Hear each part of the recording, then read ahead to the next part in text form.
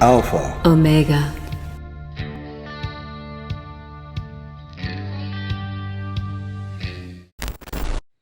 Aha, we haven't talked about the magical wars lately. Hollywood being exposed at the Golden Globe 2020 was epic.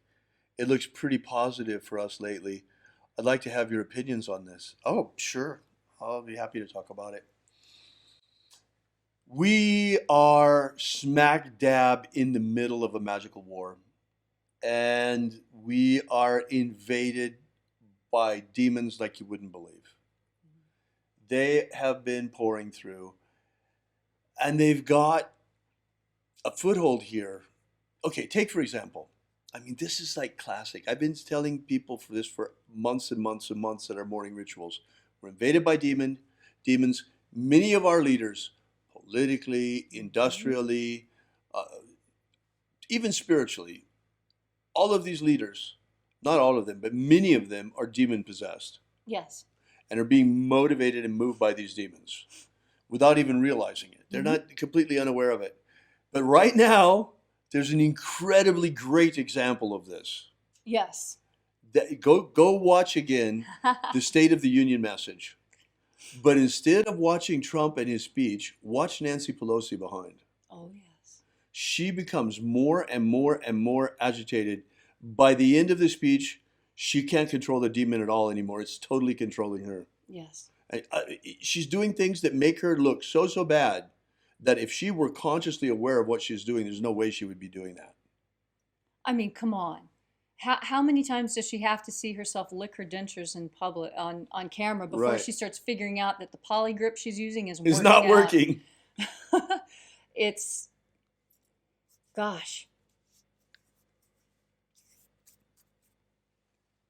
It's really astonishing that some people can be so unconscious of their physical body, that you can't control your physical body. Now, I understand, I've seen commercials about people who can't control the way they move, and the darting tongue and the weird thing about the feet, but I hope she's not on antipsychotic medicines that are making her tongue dart about her mouth like that. Right. Geez, that's kind of frightening. Or her toes wiggling uncontrollably in her shoes under the desk. I mean, This it's is scary. It's not so easy usually to spot this in people, but in this case, it was just over the top. It was just so obvious you could see it, and I'm surprised none of the news commentators, nobody ever, even in the fringe news commentators, nobody would say, "Hey, that looks like demon possession," because that's exactly what it looks like. Right. It's a classic case of demon possession. Yes. So, the problem is, we've been in this war for a long time and we've been getting our asses kicked for centuries Right. because of the fact that the black magicians have been using some really diabolical stuff. Yes. Ever since the Aztecs, ever since the Jesuits met the Aztecs and brought back that Aztec magic, Wow. there's been human sacrifice going on. Mm-hmm. And all of that energy of human sacrifice is formidable. It's not easy to defeat that kind of tactic in a magical war. Certainly, we're not going to stoop down to their methods. Oh, That's not who we No. are. No. We don't kill people just for magical power, unlike the black magicians. But what's very interesting, it was just a theory a couple of years ago, but it sure looked like the best way to counter the power of demons is with the power of the greatest exorcist who ever lived, Jesus of Nazareth. Yes. So that's why we chose specifically this magic, and it's one of the reasons we chose specifically this magic, and have been using it to establish human freedom worldwide. In this way, we are not fighting against the black magicians. We're not fighting against the energy of human sacrifice that they're throwing at us. Right. But instead, we're using the energy of the sun itself, Yes. the God force energy streaming from the sunrise every morning to free humanity. That's a huge energy.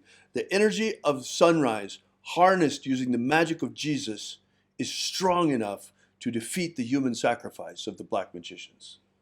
And that's why we're at this turning point. Yes. For the first time in centuries, we're winning, folks.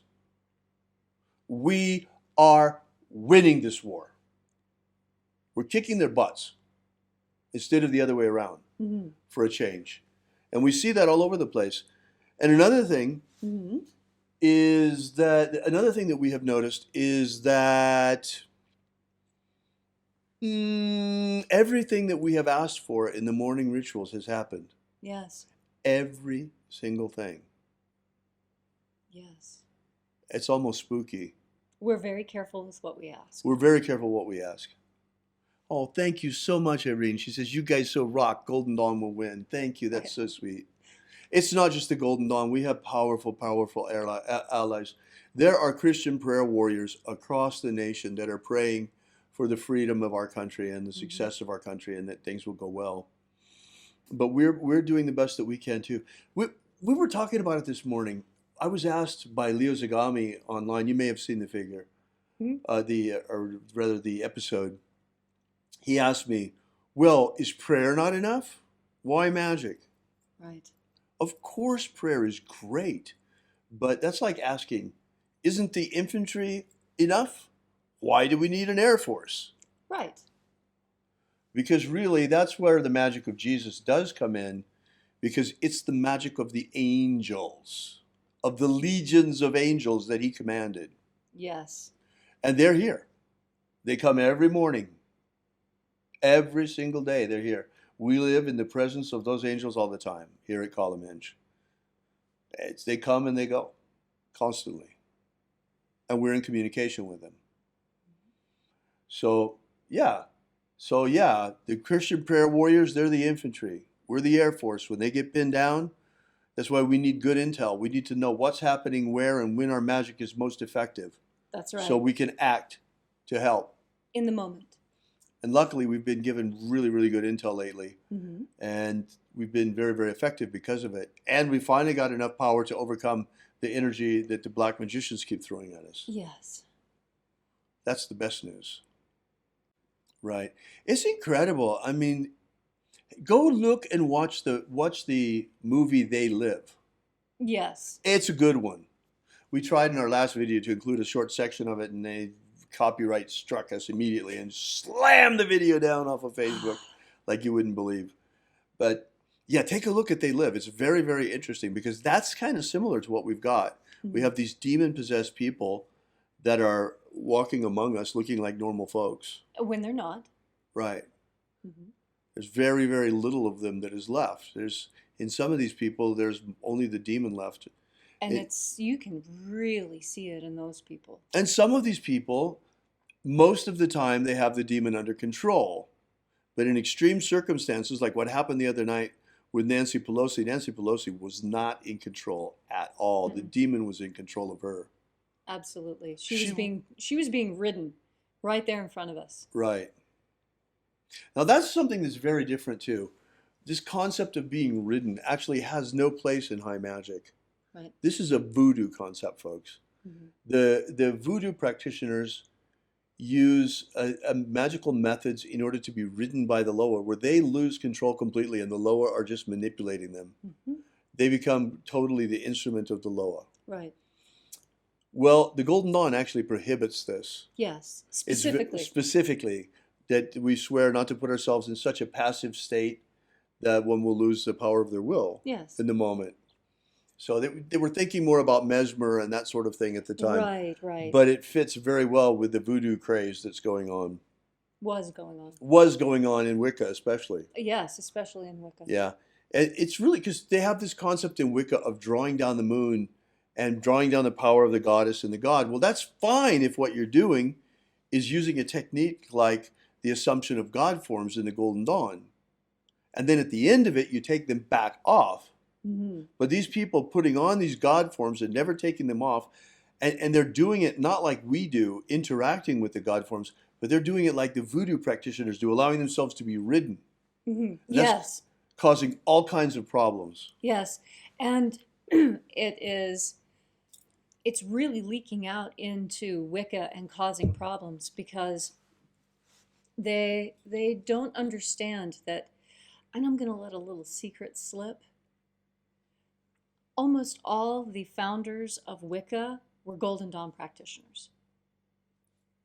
So there's so much Golden Dawn magic in Wicca that if you were ever to pick up a book and start going through it, you'd say, oh, well, this is that, and this is that, and this is that, and this is that. Why did they just change everything? Why didn't they just do Golden Yeah, you've got two layers of influence. You've got the Crowleyan influence, unfortunately, Golden Dawn information filtered into Wicca through Crowley, but you also have Dion Fortune's influence. Yes, and Dion Fortune was wonderful. She very carefully went through with a fine-tooth comb and picked and teased out all of the influences of Crowley as much as possible.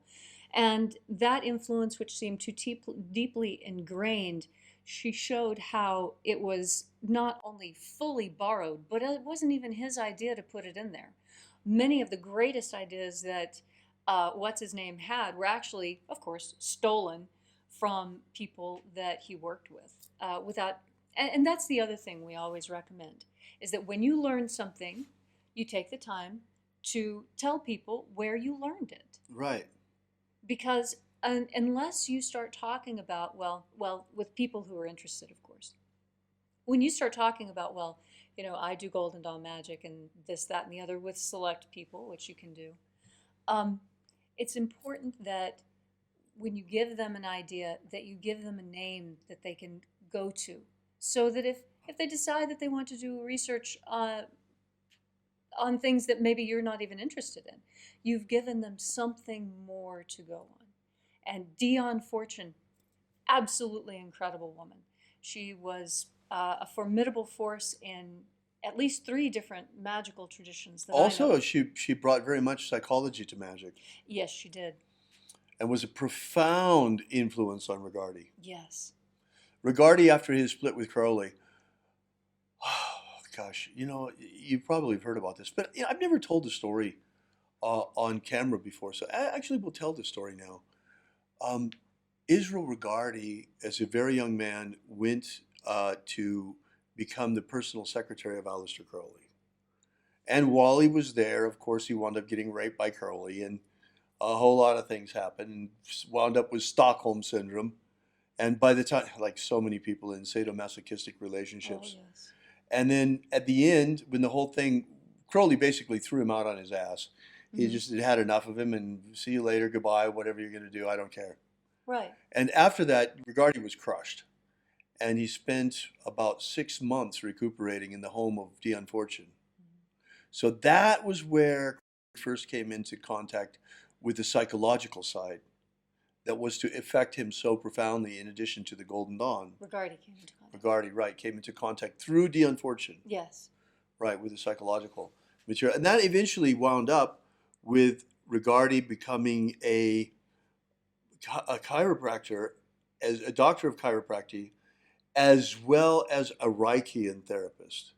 He was working with the ideas of Wilhelm Reich, which is quite fascinating, by the way. Oh, yes.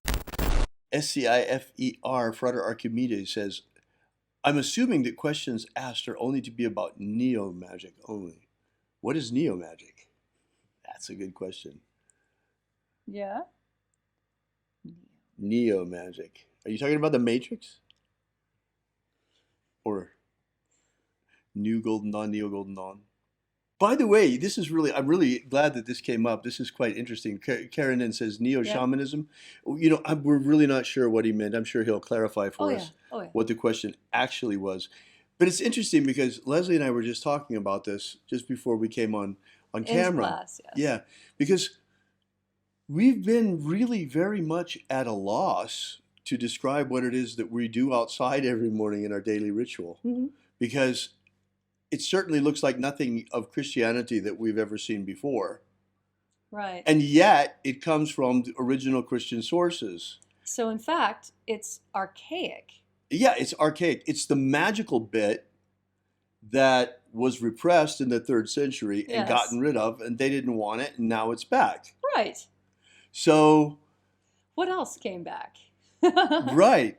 So what's interesting is we finally came up with the right name, because in the neo-pagan community, we've had neo-pagans and neo-shamans, and Neo-pagans, what they have done is that they have studied ancient ritual practices of Yes. ancient pagan cults, and they have revived them. Yes. They're revivalists.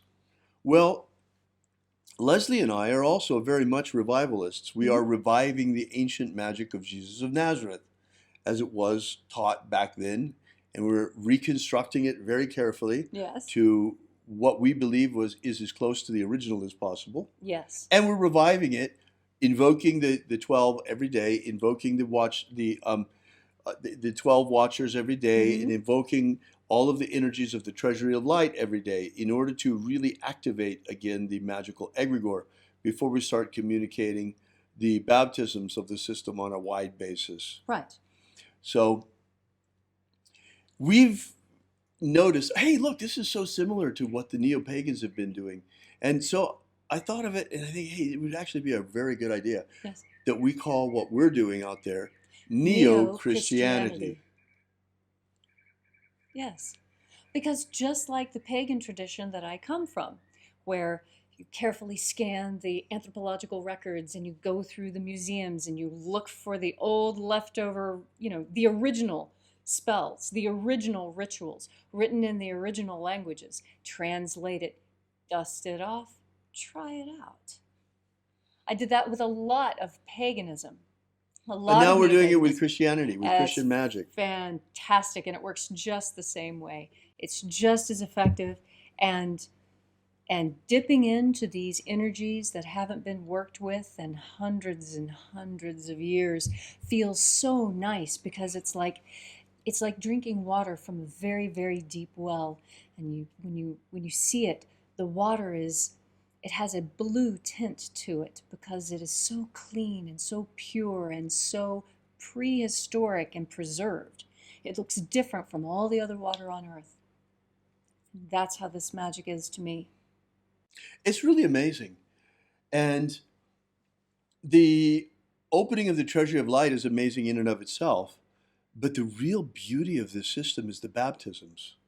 And that's what makes it so unique in the sense that if you talk about Christianity, Christianity has basically abandoned magic Oh, completely. 1700 years ago. Mhm. And except for prayer, interestingly enough, and prayer is a very powerful form of magic. Yes. Now, but the magic of Jesus and the whole notion of Jesus as magician was deliberately stomped out Yes. because the people of the day saw Jesus as a magician. Almost everybody did. And when the Christians Hmm. were trying to proselytize, oh, you mean Jesus the magician? No, no, no, no, no. We're talking about Jesus, the Son of God. Well, yeah, but Apollonius is son of God too, and I heard he's doing all the same stuff that Jesus is doing. So what have you got that's different? So they had some problems. Hi, Greg. Hi. Neo Judaism, Greg says. Good idea. Yeah. I'll Okay, say. Neo.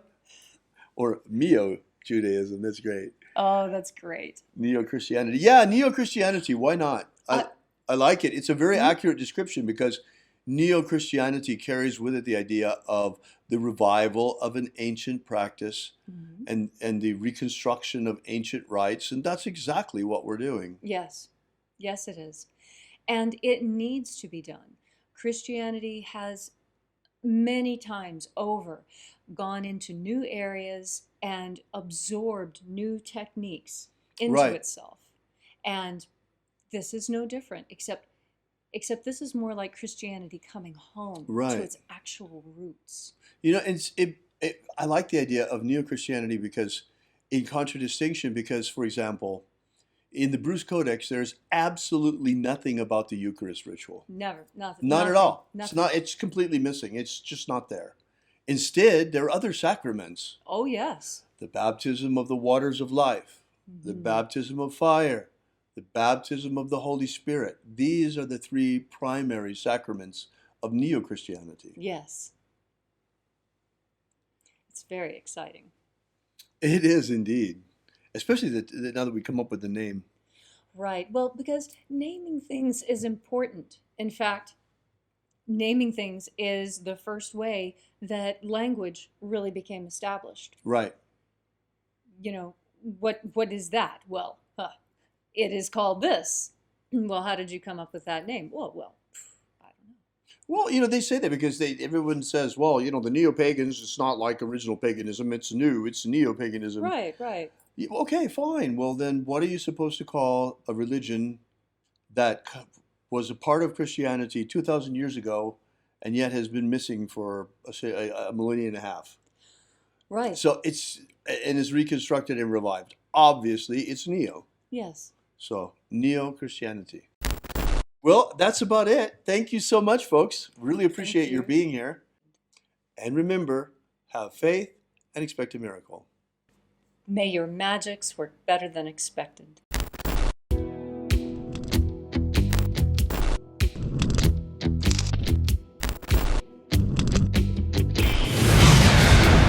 Yesterday we released this brand new ebook, Was Jesus a Magician? Give you the basic background of the rediscovery of the lost books of Yahweh, how it happened, why they were repressed, why it is that the magic of Jesus was nearly destroyed and wiped from the face of the earth, and the miracle by which it survived. How we only have one precious manuscript of this ancient knowledge, and that's truly all there is left. Well, maybe in the Vatican they have it, but they're not about to give us that to fill in the little gaps that we've found.